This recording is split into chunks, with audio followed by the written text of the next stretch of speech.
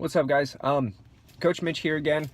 This time I'm not driving, but I'm in my car right now because I got a few minutes. I had a cancellation with a client, so I had a few minutes to go ahead and talk about another big problem in the industry. And I'm not doing these videos because I want to bash the industry, but I want to fight for what's right in the industry and really try to put out the information that will actually help everyone be healthier and perform better and actually know where it is that they're putting their money oftentimes in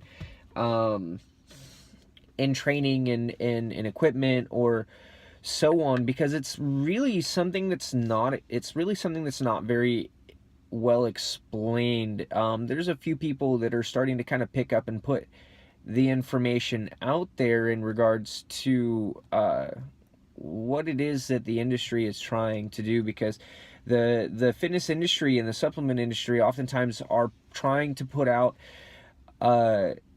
these things to get you to buy more supplements, and the media and the portrayal of the people in the ads and so on, and make a big difference. But people get you to buy something oftentimes because they either break you down to make you feel like you need it, or they find a way to make it a habit.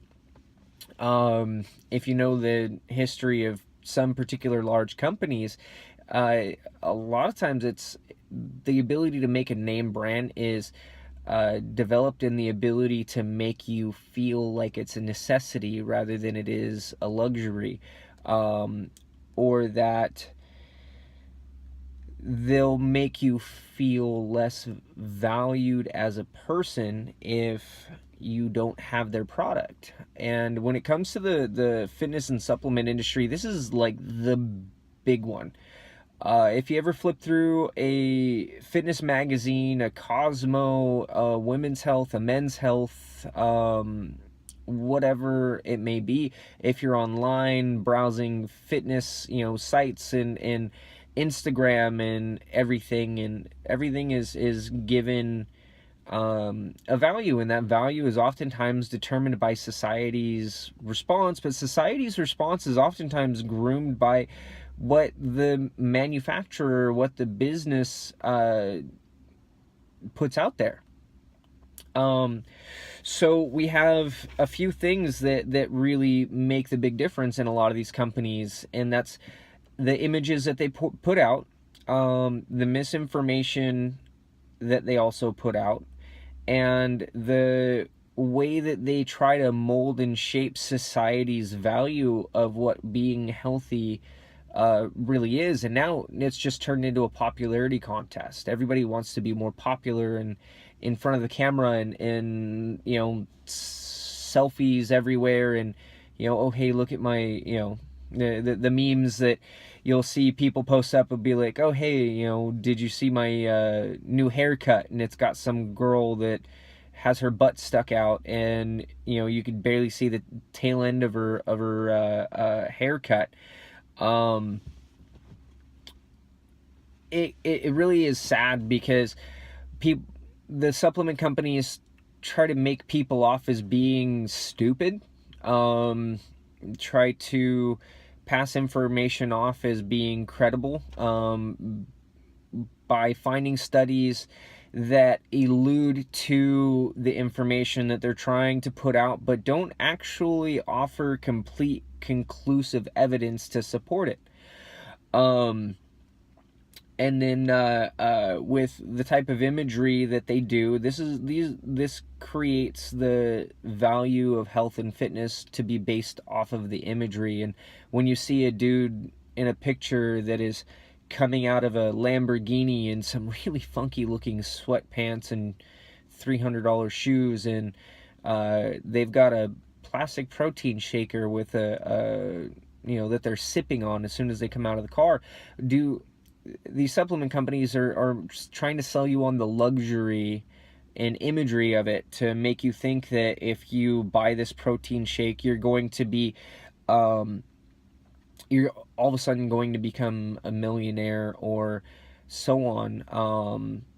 Another issue with that is that a lot of these images are photoshopped. A lot of the people in the images are on, in performance enhancing drugs. If anybody ever has seen the documentary Bigger, Stronger, Faster, when they interview the fitness model, like he'll say, yeah, I use these supplements, but I also take steroids to look the way that I do. And then they also try to sell you on the militarization of fitness. You gotta puke or pass out practically in the gym to make progress, or to be considered cool. And then the luxury is really at the end of it all. A lot of people understand that to be successful, you need to actually sacrifice. You need to sacrifice time. You need to put in effort, meaningful effort, and so forth. But what ends up happening is, in the communication or the ability to portray an image, is that people assume things are going to be different. Everybody wants to be that guy in the magazine. They want to look like him, and so on and so forth. Do you ever imagine your ideal body or ideal health to be your own physique, to be your own head, or just your head plastered on somebody else's body? They're like, oh, I wish I had the arms of Arnold and the chest of Mike Mentor, and piecing together these other people that are not you. A lot of times you search and just genetically advantaged individuals who had also taken a lot of supplements to get to the point where they are. And it gets to the point of excess. So if we look at everything that these companies do to make you believe that you're worth less, that you are not as good looking. Believe me, I'm not the prettiest person in the world. I am not the most debonair. I'm not the most handsome. I'm not a ladies' man or anything like that. I am far from what you'd see in the advertisements and so on and so forth. But I'm healthy. I'm happy. If they beat you down and make you feel like your arms aren't big enough, your legs aren't big enough, or for women, your legs aren't toned enough, that your abs aren't visible, and all these things in the imagery and tricky advertising and wordage that they use, that this makes you feel like you need to buy a product. You need to buy a powder, you need to buy a pill, you need to use this person's fitness regimen, and so on and so forth, when oftentimes the people that are doing those fitness regimens are not truly doing those fitness regimens. They build a routine that will pretty much break down almost anybody, regardless of age or experience. And then when you get to the end of it and go, oh my gosh, I could barely do it, so on and so forth, that's the trick. Okay. I remember this one coach. I don't remember who it was. I should have looked this up so I could could have noted it down. But it says anybody can create a program that'll kill a Navy SEAL, but worthwhile programming is really put into steady progression to be for long-term development rather than trying to destroy somebody. And this has been one of the big problems in the industry, is the militarization of fitness. You don't need to be dragging yourself out of the gym to get the benefit out of it. And when I took on the swim team that we do dryland for, that's what they were used to. They were used to that mentality, going in the gym and doing the dryland. And so then they would end up leaving the gym just kind of beat down and wrung out and needing to get some rest, and go straight to swim. And we've actually finally, it took a few months for them to really kind of buy in, but once they started to see their times were dropping, they're feeling better, they weren't so worn out, that we were progressing piece by piece and putting everything together and just adding a little bit more and a little bit more and a little bit more, and go through cycles, go through power phases and strength phases and conditioning phases and stuff, that they started to feel better, perform better, injuries were reduced, and the overall attitude in the gym improved greatly. Going on to the misinformation that is put out there, a lot of the bigger stuff is between exercise programs and nutrition, but nutrition is really one of the bigger ones because we're a society that is typically overconsumed and underactive. So going on to just a couple of things that the fitness industry tries to put on you is that you need more protein than what you're getting. Some companies will say you need 2 grams per pound of body weight, or per pound of lean body weight, which is really excessive. The idea of getting adequate protein intake is to not be deficient. And it does take a lot to be deficient in protein. But when people ask me, like, how much protein should I eat? Like, I prefer to go off of saying 1 pound of lean body mass is 1 gram of protein. I myself am about 145 pounds, depending on the day. I normally eat between 115 and 125 grams of protein, and I can continually get stronger within making sure that I have adequate calories each day, that I rest enough, that I focus on sticking to my periodized progressions for my workouts, and I don't need to eat 250, 270, 290 grams of protein a day. I need very little, and this is applicable to most people. Of course, the more you exercise, the more calories you burn. The more calories you burn, the more you're going to end up needing. But most of us train once a day at the most, and we need to be able to make sure that we tailor our nutrition to our lifestyle.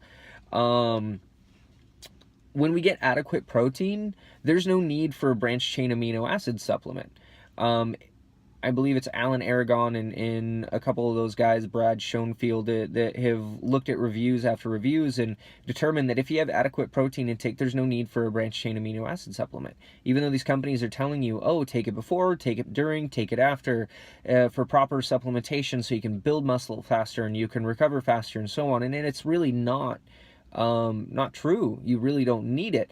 And when we look at the benefits of it, really the bigger benefit of branched chain amino acids actually comes from the leucine, not the valine or the isoleucine, but the leucine itself. And there's some studies that show an increase in protein synthesis when you take 5 grams of leucine post-workout with protein and carbohydrates in a meal. But you also don't need to eat immediately after a workout within 45 minutes for the anabolic window and so on. That's complete horse crap. It's all about calories in and calories out. Another one is glutamine. People are often told glutamine is one of the most abundant amino acids in skeletal tissue, and so glutamine is not very orally absorbable. In fact, it gets absorbed by the gut. This is really more for gut health than it is for anything else, because glutamine actually offers protective effects on intestinal mucosa by decreasing bacteremia and epithelial cell apoptosis, enhancing the gut barrier function and influencing gut immune response. So what are you taking glutamine for? For gut health? Great. For muscle growth, you're really not going to get that benefit. So make sure you're straight on that and don't waste your money. You can save a lot of money on supplements and putting that towards whole foods, things that are going to be better for you and actually get a better genetic response from putting that into your systems and being able to provide nutrients and micronutrients and that we need. I don't have much more time before I gotta leave here. I got less than 45 seconds to finish this up. But if you look at an ad and you feel worthless, that's a company that doesn't care about you. If you think that because you're not big enough or strong enough or you're good looking enough because of an ad, then that company doesn't care about you. If a company is looking to give you the best self that you can be and give you proper information and honest information, then look for them talk to someone with experience and find the value in yourself. Don't let these companies or these images control you. All right? God bless, guys. Take care.